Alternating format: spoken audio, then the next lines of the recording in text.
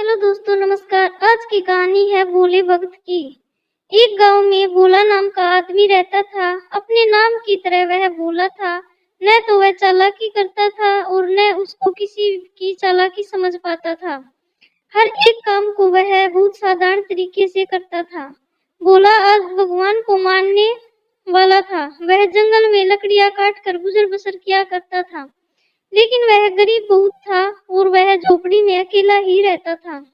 वह सप्ताह में एक बार मंदिर जाया करता था। एक दिन उसने देखा कि भगवान की मूर्ति के सामने बहुत दीपक अथवा अगरबत्ती जल रहे हैं।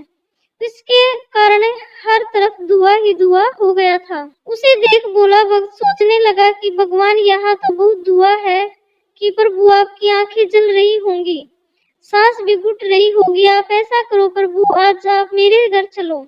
आज लकड़ी बेचकर अगर प्राप्त धन मिल गया तो उससे हम दोनों का खाने का प्रबंध हो जाएगा।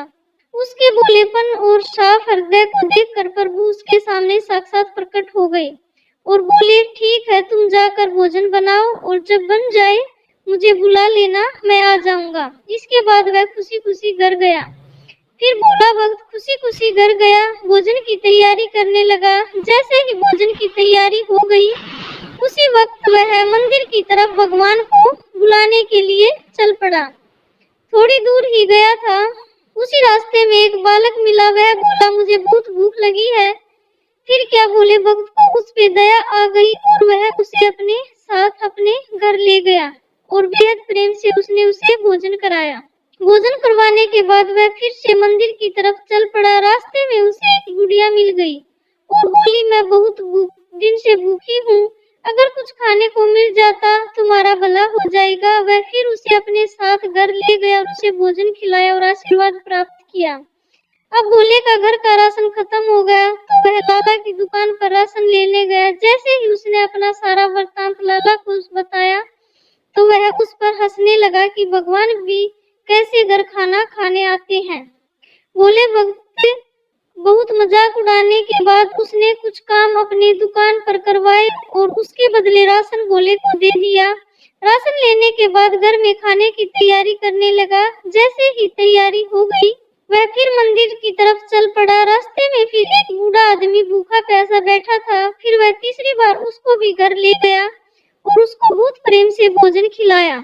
कुछ राशन शेष बचा था, वह फिर चला भगवान को बुलाने और आखिर मंदिर पहुंचा और भगवान को न्योता दिया और बोला कि भगवान, चलो, घर में खाना तैयार है, चलो मेरे साथ प्रभु। उससे देख प्रभु बोले कि बोले, मैं तो भोजन 3 बार कर चुका हूँ।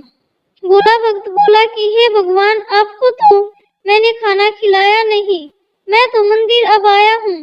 भगवान बोले कि जो एक बच्चे, बूढ़े माता और बूढ़े व्यक्ति को जो तुमने खाना खिलाया वह असल में मुझे ही तो खिलाया है और अब मेरा पेट भर गया है। भगवान ने उसे बहुत समझाया पर लेकिन भोला भक्त समझ नहीं पाया। भगवान उसका दिल रखने के लिए उसके साथ चल पड़े।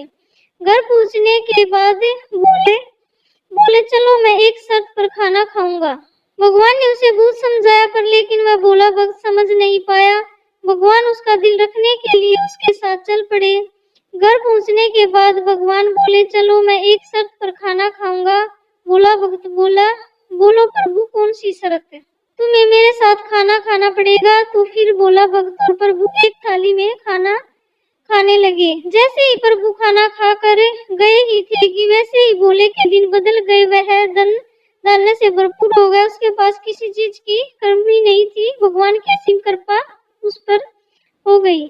यह सब देख वह लाला जो उस पर हंस रहा था, वह यह सब देख हैरान हो गया और लाला मंदिर जाकर भगवान को न्योता देने लगा कि प्रभु मेरे घर आए और खाना खाओ। प्रभु से बोले कि जा, घर जाकर खाना बना और खाने का प्रबंध कर, उसके बाद मुझे बुला लेना। लाला हंसता हंसता घर गया और अपने नौकरों से बोला कि तैयारी करो और 36 प्रकार के बढ़िया भोजन बनवाए। और उसके मन में थोड़ा सा अभिमान भी आ गया था, मैंने तो भोले से अच्छे पकवान बनाए, भगवान मुझ पर ज्यादा प्रसन्न होंगे। यह मन में सोच के घर से भगवान को बुलाने के लिए चला ही था कि रास्ते में वही बच्चा, बूढ़ी औरत और बूढ़ा आदमी मिले। उन सभी ने उससे खाना मांगा और बोले कि हम लाला ने अभिमान के चक्कर में सबको ठुकरा दिया और आखिर मंदिर जा पहुंचा। भगवान को बोलने लगा कि प्रभु चलो, खाना तैयार है। प्रभु उसे तब बोले कि पहला तुमने हमारा 3 बार तिरस्कार किया है और अब खाने के लिए पूछ रहे हो। वह बच्चा, बूढ़ी औरत और बूढ़ा आदमी मैं ही तो था जिसे तुमने दुत्कार दिया था। फिर क्या वह लाला निराश हो गया और भगवान मूर्ति में फिर समा गए। इस पूरी कहानी को देखकर हमें यह पता चलता है कभी भी अभिमान नहीं करना चाहिए, किसी को ठुकराना नहीं चाहिए। जैसे कि रहीमन जी कह गए कि रहीमन इस संसार में सबसे मिलिए दाए, ना चाहे किस रूप में नारायण मिल जाए और जीवन में सरलता से हे भगवान की प्राप्ति हो सकती है। जैसे गन्ना भक्त भोला भक्त की तरह, तो इसलिए हम सबको सरलता और सदार्थ में जीवन व्यक्त करना चाहिए और प्रभु का सिमरन करना चाहिए। वैसे भी जो व्यक्ति गुण अथवा विचारों वाला होता है, ज्यादातर भगवान उससे ही प्राप्त होते हैं। तो दोस्तों, आपको ये भोले भक्त की कहानी कैसी लगी? आशा करती हूँ कि आपको कहानी पसंद आई होगी। तो प्लीज कहानी को लाइक करें, चैनल को सब्सक्राइब करें। अब और एक नई कहानी के साथ मिलते हैं, तब तक के लिए बाय बाय, टेक केयर।